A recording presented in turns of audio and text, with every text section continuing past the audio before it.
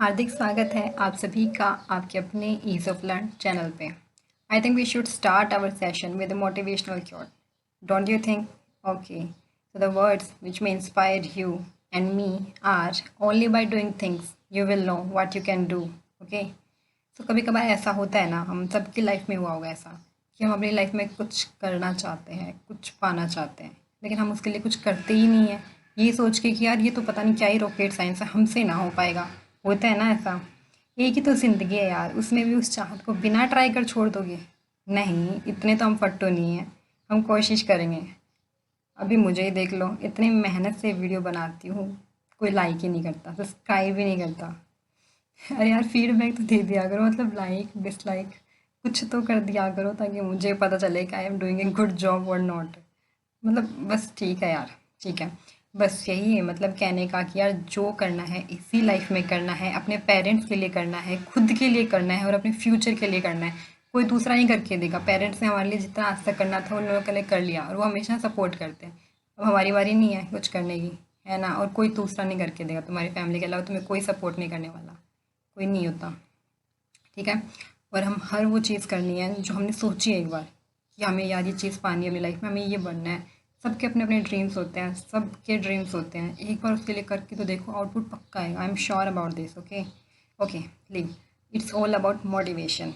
Okay, now I would like to give you an overview what we will cover today. Okay, so let's see in the slides. Okay, today I will cover two topics in this video. First one is about constant and another one is variable. How to declare variable in C programs, and there are some rules for construction variable names. Okay, now let's get start the topic. Here we have the word constant. हम सबको पता है constant का क्या मतलब होता है. That is fixed, that is static, that is not dynamic, that cannot change. Okay, so in C language we have const, const keyword that is used to declare constants in C program. Now see, constants are the values that is fixed, that we cannot change at the time of execution.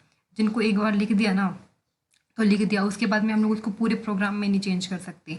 उसको मतलब execution के time पे भी change नहीं कर सकते उसको। सिर्फ हमें फिर क्या करना पड़ेगा, अगर चेंज ही करनी है ना तो हमें उसको सिर्फ प्रोग्राम में जाके चेंज करना पड़ेगा, जहाँ पे हमने उसको कॉन्स्ट किया है उसकी वैल्यू को चेंज करना पड़ेगा। उसके बाद में हम कहीं पे भी चेंज नहीं कर सकते।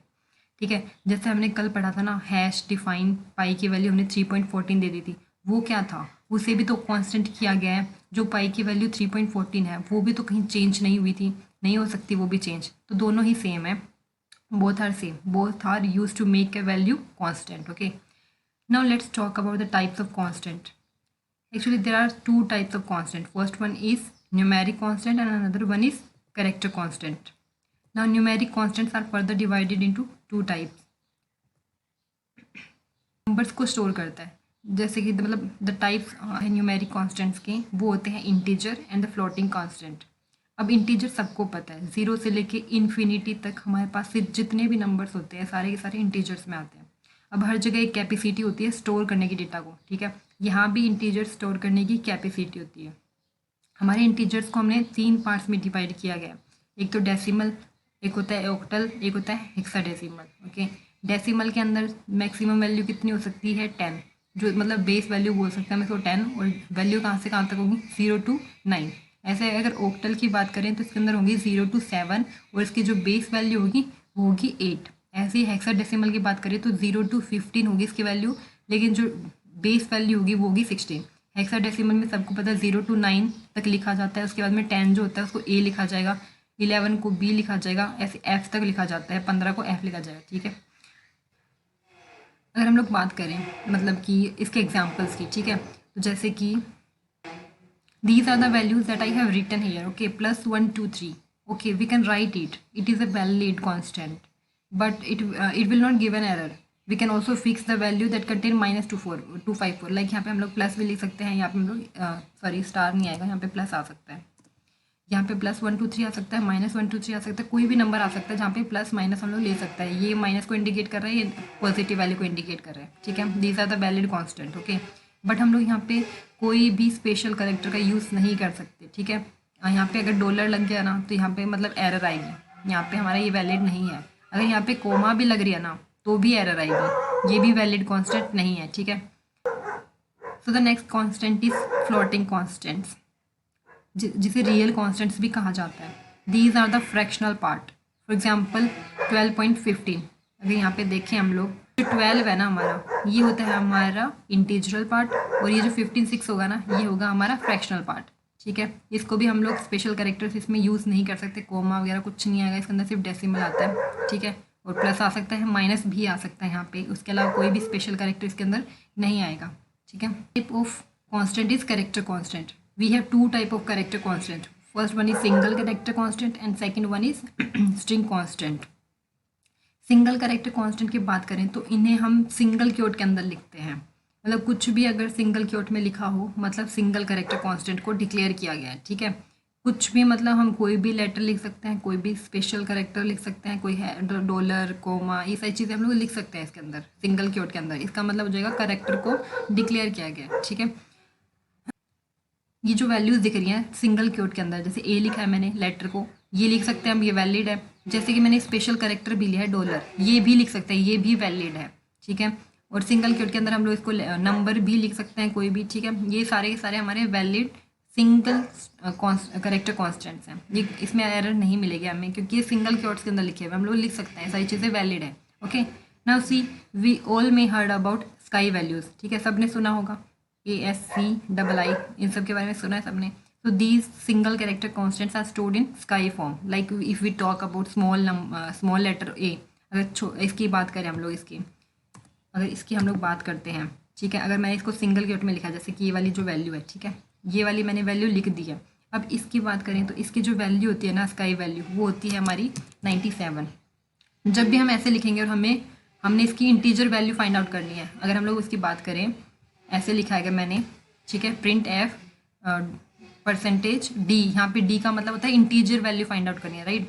इंटीजर वैल्यू मतलब a की हमारी जो स्काई वैल्यू क्या होगी, 97 होती है, तो हमें आउटपुट में क्या मिलेगा, 97 मिलेगा। अगर मैं यहाँ पे d की जगह c कर दूँ, ठीक है, c कर दिया, इसका मतलब मुझे कैरेक्टर वैल्यू चाहिए, पर ये a तो पहले से करेक्ट है, इसमें तो आउटपुट ही नहीं आएगा, इसमें तो हमें a ही मिलेगा, है ना। अगर मैंने लिख दिया यहाँ पे 66, जो कैपिटल B होता है हमारा, इसकी वैल्यू होती है स्काई वैल्यू 66। तो देखिए इसने कैरेक्टर पूछा है, मतलब कैरेक्टर, हमें कैरेक्टर फाइंड आउट करना है, तभी तो हमें C लगाए यहाँ पे, और जैसे C लगाएंगे ना हमें B की वैल्यू मिल जाएगी, इसका कैरेक्टर मिल जाएगा हमें। यही होता है C और D। D होता है हमारा इंटीजर वैल्यू के लिए, C होता है हमारा कैरेक्टर वैल्यूज़ के लिए। ठीक है, वन मोर थिंग, अगर मैं यहाँ पे लिखूँ 6 और ये लिखूँ यहाँ पे, क्या ये इक्वल है? कुछ लोग बोलेंगे कि इक्वल है, कुछ लोग बोलेंगे नहीं है। बट ये क्यों इक्वल नहीं है? क्योंकि ये जो हमारा 6 दिख रहा है ना विदाउट क्वोट, ये हमारा क्या है, ये हमारा इंटीजर वैल्यू है, इंटीजर वैल्यू है। बट ये जो है ना हमारा, ये हमारा कैरेक्टर वैल्यू है। ठीक है, ये जब हम लोग अगर ऐसे लिखेंगे ना, तो ये हमारी स्काई जो वैल्यू होगी वो हमें प्रोवाइड करेगा, और ये जो है सिर्फ हमारी इंटीजर वैल्यू है, इसकी तो कोई वैल्यू है ही नहीं, ये तो हमारा 6 ही होगा, तो 6 ही मिलेगा हमें। ठीक है, तो ये दोनों चीज़ें बहुत अलग हैं, ये इंटीजर कांस्टेंट में आता है और ये जो आता है हमारा कैरेक्टर कांस्टेंट में, सिंगल कैरेक्टर कांस्टेंट के अंदर। ये वाला 6 जहाँ पे हमें क्वोट लिखा हुआ है, ये हमारा आता है सिंगल कैरेक्टर कांस्टेंट के अंदर। ओके, दूसरा होता है हमारा string constant. Single character constants में हमने सिंगल कैरेक्ट लिया था, लेकिन यहाँ पे हम लोग स्ट्रिंग का मतलब होता है एक सीक्वेंस होता है कैरेक्टर का, मतलब इसके अंदर हम लोग मल्टीपल कैरेक्टर्स, मतलब मल्टीपल वर्ड्स या फिर सेंटेंस भी ले सकते हैं। ठीक है, इसको लेकिन हम लोग क्या करेंगे, डबल क्वोट्स के अंदर लिखेंगे। उसके अंदर हमने सिंगल क्वोट्स को लिखा था, इसके अंदर हम लोग इसको डबल क्वोट्स के अंदर लिखेंगे। जैसे कि एग्जाम्पल में देखें तो, जैसे एग्जाम्पल के अंदर देखें तो हम लोग, जैसे कि मैंने सुमन लिखा है डबल क्वोट्स के अंदर, ठीक है, तो मैं अगर ये ऐसे भी लिख सकती हूँ, मैं यहाँ पे डॉलर भी लगा सकती हूँ, तो यहाँ पे भी हम लोग स्पेशल करेक्ट जो है हमारे वो अलाउड होते हैं। यहाँ पे अगर मैं सिंगल कैरेक्टर की बात करूँ तो हम लोग यहाँ पे हमारा ये भी आ सकता है, सिंगल एक लेटर भी आ सकता है। अगर मैं सिंगल क्वोट के अंदर ए लिखूँ तो ये हमारा क्या हो जाएगा, ये हो गया हमारा सिंगल कैरेक्टर कांस्टेंट, और ये हमारा जो डबल क्वोट्स में लिखा हुआ है ये हो गया हमारा स्ट्रिंग कांस्टेंट। ठीक है, तो ये डबल क्वोट्स मतलब स्ट्रिंग कांस्टेंट, सिंगल क्वोट का मतलब single character constant. Suman, like I have written here, if I write Suman in double quote and not now I want to find out the length of the string। ठीक है, अगर मुझे इसकी length of the string find out करनी है, जैसे कि SUMAN 5 दिख रहा है हमें, तो मुझे ये फाइंड आउट करना है।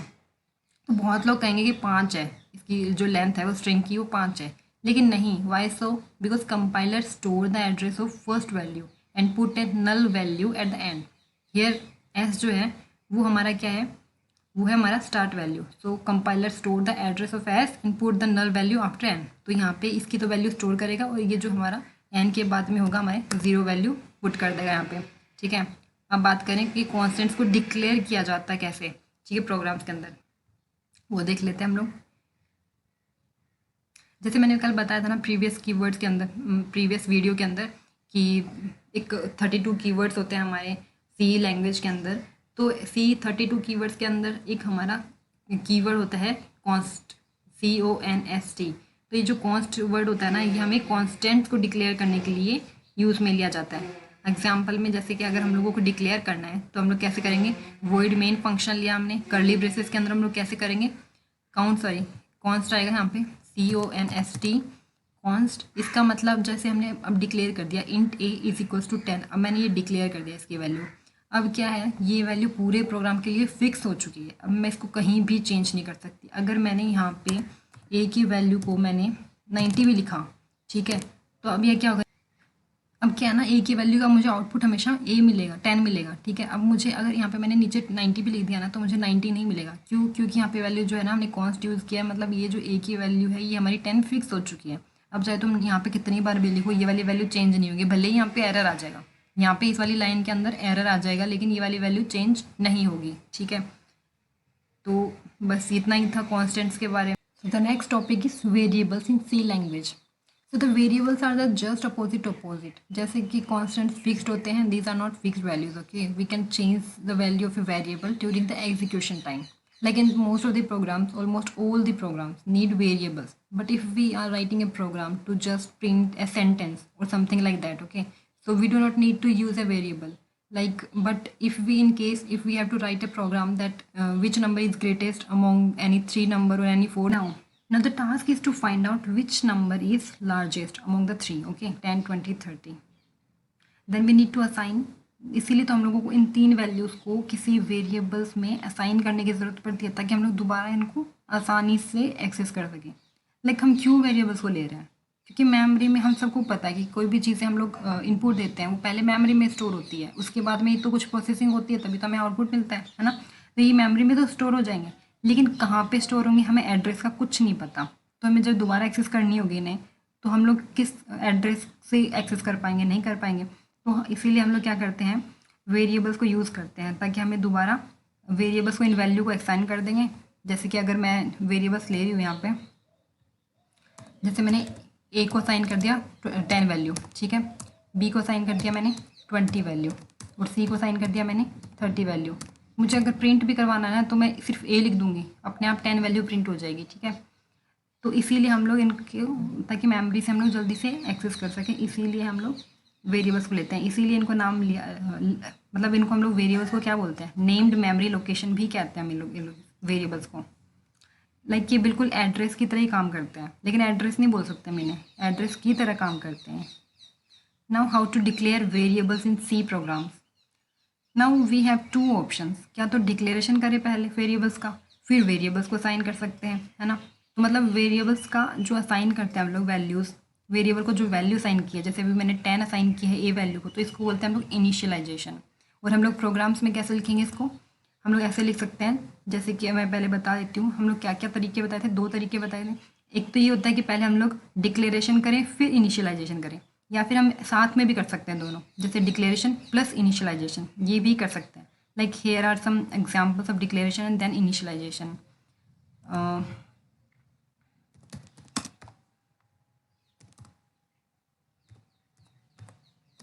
तो यहाँ पे इंट ए लिखा है मैंने, ये सिंटेक्स होता है इंट ए। यहाँ इंट जो है ना यहाँ पे डेटा टाइप है, मतलब इंटीजर, जो वैल्यू ए होगी वो इंटीजर की होगी, इसीलिए मैंने यहाँ पे इंट लिया। यहाँ पे चाहे करेक्टर ले लो, फिर मुझे यहाँ पे ए की वैल्यू मुझे करेक्टर में देनी पड़ेगी, डबल कीवर्ड्स में लिखना पड़ेगा या सिंगल कीवर्ड्स में लिखना पड़ेगा। ठीक है, फ्लोट में ले रही हो तो फिर मुझे इसको डेसिमल वैल्यू लानी पड़ेगी। ठीक है, वो हम बाद में देखेंगे दूसरा एग्जाम्पल में। तो अभी जैसे कि इंटीजर है, ठीक है, इसको ये मैंने क्या, ये जो पे अभी मैंने सेलेक्ट किया है, इसको हम लोग क्या बोलेंगे, डिक्लेरेशन। अभी यहाँ पे मैंने वेरिएबल को डिक्लेयर किया है, यहाँ पे हमारा वेरिएबल है ए, इसको मैंने क्या किया, डिक्लेयर कर दिया। अभी दूसरा जो लाइन है ए इज इक्वल्स टू 10, यहाँ पे सिंगल स्मॉल लेटर ए आएगा। यहाँ पे ए की वैल्यू 10 जो है वो मैंने क्या कर दी, इनिशियलाइज कर दी। इसको मैंने 10 वैल्यू असाइन कर दी, मतलब इनिशियलाइजेशन होना। ठीक है, तो ये एक प्रोसेस है। यहाँ पे अगर मैं लिखूँ फ्लोट, तो यहाँ पे हमारा आ जाएगा डेसिमल में वैल्यू। ठीक है, ये हो गया हमारा दूसरा तरीका। ये हमारा तरीका है पहले डिक्लेयर करना फिर इनिशियलाइज करना। ठीक है, हम लोग दोनों साथ में भी कर सकते हैं, जैसे कि E is equals to 10 point, अरे यार, ठीक है, इसको बोलते हैं डिक्लेरेशन प्लस इनिशियलाइजेशन। ये तरीका हो गया। हम लोग अगर करेक्टर की बात करें तो CHER लिख के हम लोग लिख सकते हैं। ठीक है, हम लोग ऐसे भी लिख सकते हैं, ये भी है हमारा डिक्लेरेशन प्लस इनिशियलाइजेशन। ऐसे भी लिख सकते हैं, या फिर पहले हम लोग डिक्लेयर करें फिर इनिशियलाइज कर दें, ये भी तरीका होता है। अब जो हमारी जो वैल्यू होती है, वेरिएबल का जो नाम होता है, जैसे हमने ए लिया है यहाँ पे, इसकी जगह हम लोग क्या क्या ले सकते हैं। कुछ रूल्स भी तो होते हैं ना, कि हम लोग ऐसे थोड़ा ना कि कुछ भी ले लें, ए ले लिया, बी ले लिया, सम ले लिया, कुछ भी ले लिया। कुछ भी ले सकते हैं, लेकिन उसका भी कुछ रूल्स होते हैं कि हम लोग कुछ चीज़ें नहीं ले सकते। जैसे कि हम लोग स्पेशल कैरेक्टर्स का यूज़ वेरिएबल नेम में नहीं कर सकते। ठीक है, मैं यहाँ पे मैंने ए लिया है ना, तो यहाँ पे मैं डॉलर या फिर कोई भी, जैसे मैंने एंड ले लिया, मैं ये नहीं ले सकती, ये बिल्कुल गलत है। ठीक है, ये वैलिड नहीं होगा, ये अलाउड नहीं है। यहाँ पे कोई भी स्पेशल करेक्ट की बात कर दो, हैश की बात कर लें, एट द रेट की बात कर लें, ठीक है, डॉलर की बात करें, कोई भी साइन हम लोग स्पेशल करेक्टर्स यूज़ नहीं कर सकते वेरिएबल नेम्स में। पहला रूल तो ये होता है।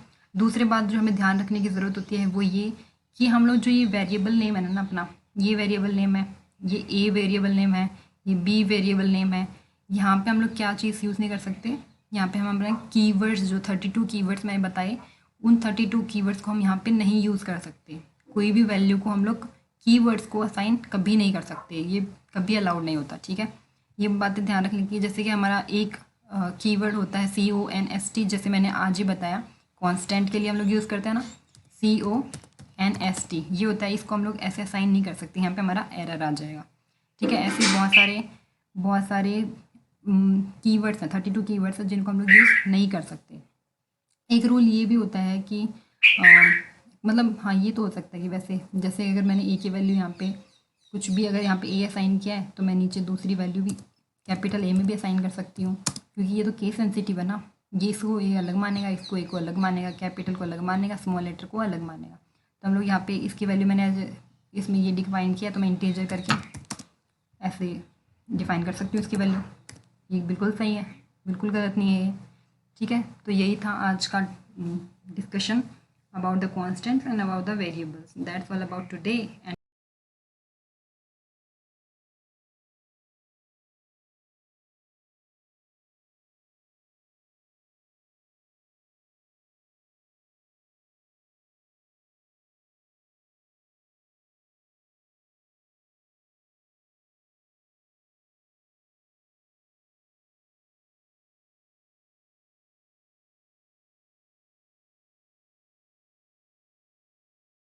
take care.